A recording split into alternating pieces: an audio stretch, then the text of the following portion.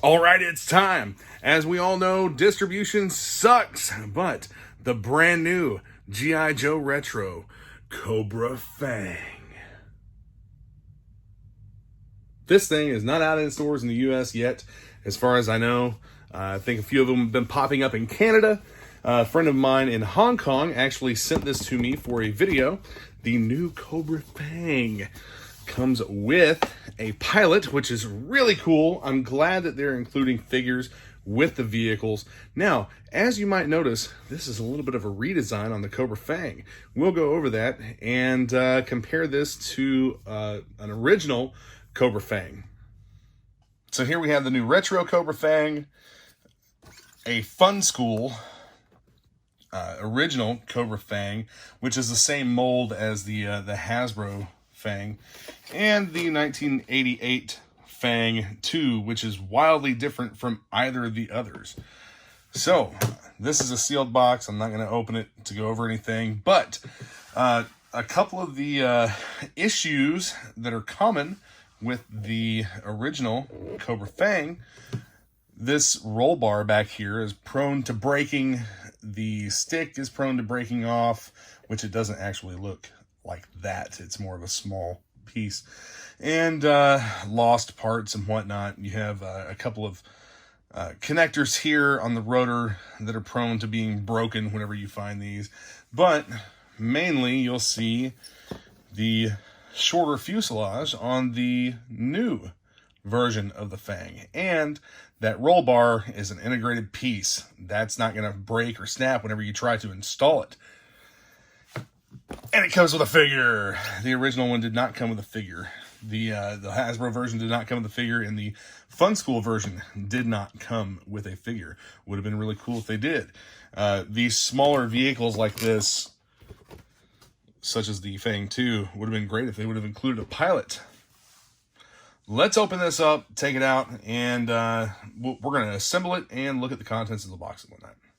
As you can see, the box for this FANG is much larger than what the original boxes were for the FANG and FANG 2. And this is more sized with the Hiss and the Awe Striker from the Retro line. So we are going to open this up here. We'll just cut this tape. And I will actually do this off camera. I don't want to damage the box because I'm probably going to give this one away or sell it. I have a couple coming from Walmart.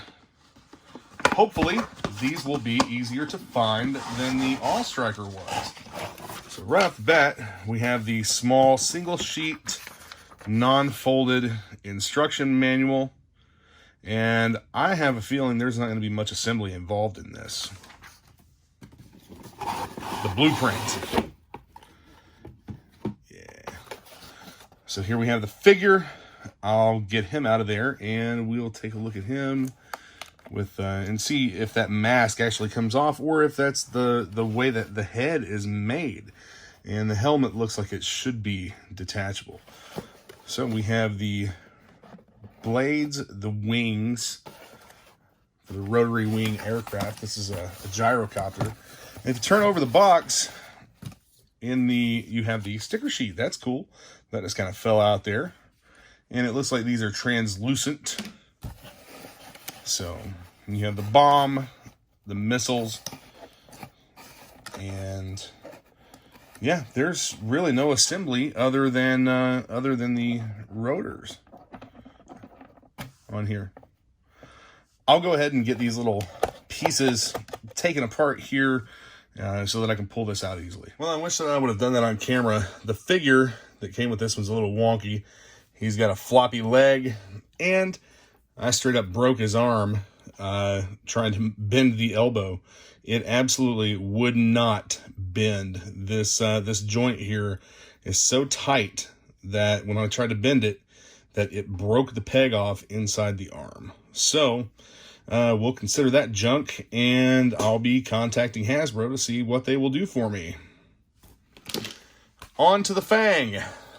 So one of the things that I've seen is that this is basically a retooled Chap My copter. The front end is retooled so to accommodate the ball gun here, but you do have some paint apps on the front end.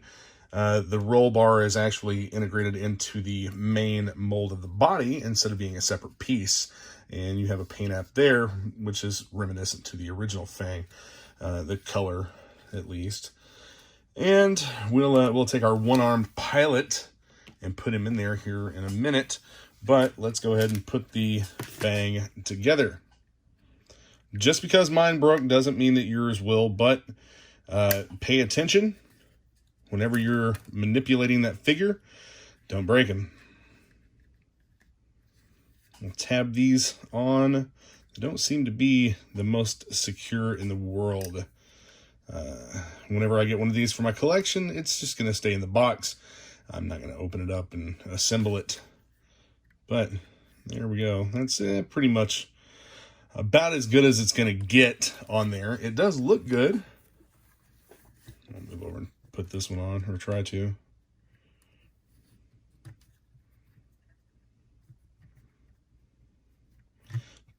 Doesn't want to tab in very easily.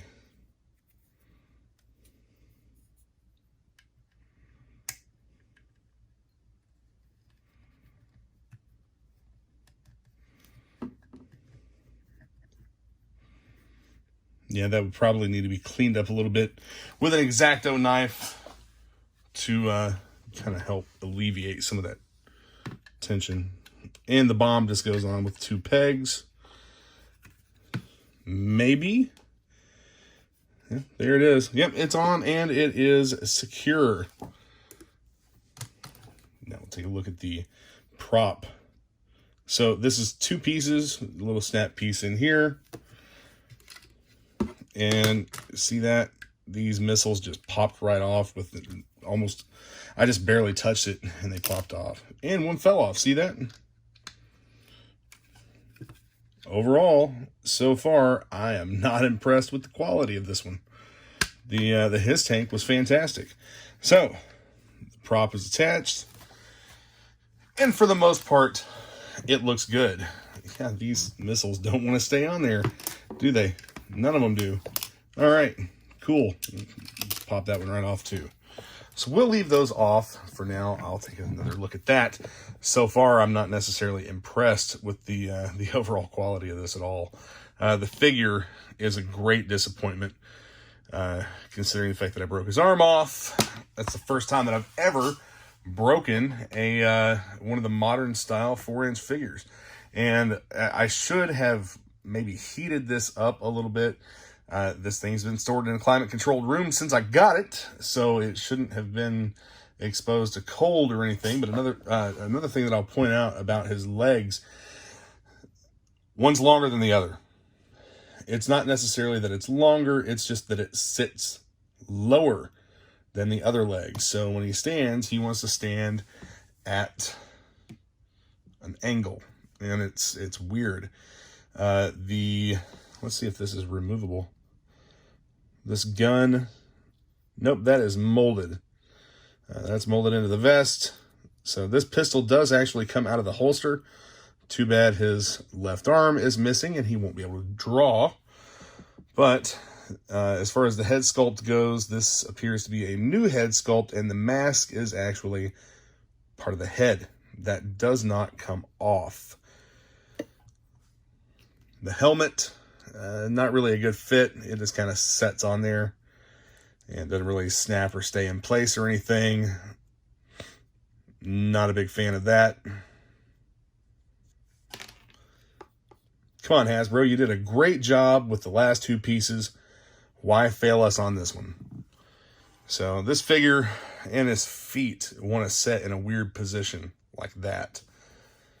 You try to bring that home and it wants to go back into this little loose resting position. Man. Yeah, if I try to bend that very much more, this arm is going to go too. See that? It's such a small peg in there for this to be so tight. Now, range of motion for the shoulders and wrists and everything, that's all good. let's go ahead and see if I can get him positioned into the Fang and see how he looks there. We're going to try out a handy dandy red laser Vibora figure that is a trooper, like what the original Fang should have had piloting it.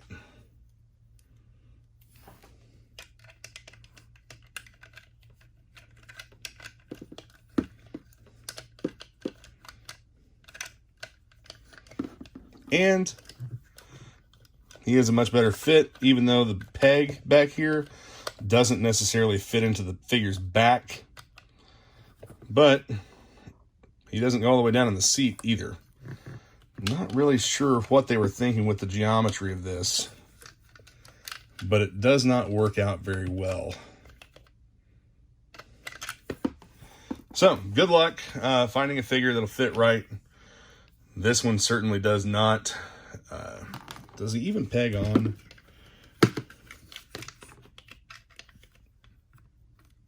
Yeah, looks like he'll peg on there, at least. So there's that. I'm going to try one more time to get this figure seated in the copter. I don't think I'm going to have good luck, but never know. Maybe it's just me. Maybe I'm doing something wrong, but his feet don't have anywhere to go. You can't, at least with this one, you can't get him.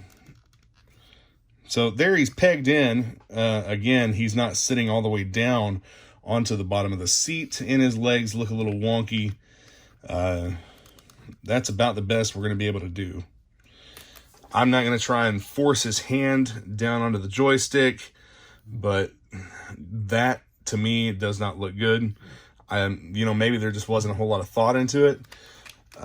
Considering the fact that it's a redesign for the Fang and basically just a retool of a toy from another line, I think that it looks like they just kind of threw something together. So overall, if you're going to open this, you'll be disappointed most likely. If you're going to keep it in the box and set it on a shelf, you'll do just fine with it. That's what I'll do with the others I have coming, because the presentation overall does look great. And the figure in his little window does look great. I hope that others have better luck with them than what I have this one. Thanks for joining me to check out the Cobra Fang from the Walmart exclusive G.I. Joe Retro line. I'm going to put this back in the box and shoot Hasbro an email and see if there's anything they'll do about it. And I guess we'll go from there. I might shoot an update or something, see if they'll send me at least send me a replacement figure. So be sure to hit the subscribe button, stay tuned, and hit that notification bell. I've got more videos coming to you. Classifieds, retros, pretty much anything I get my hands on. Transformers. I gotta get more time to do more videos. More! There must be more. Check out the description. I've linked a few Facebook groups that you may be interested in joining. The Action Media Reviews group, the Yooo Joe Den, two other groups that I run, a Transformers War for Cybertron group, and a G.I. Joe Mint on Card Only group. The only thing that group is for Mint on Card Only figures. All right, guys. Yooo Joe!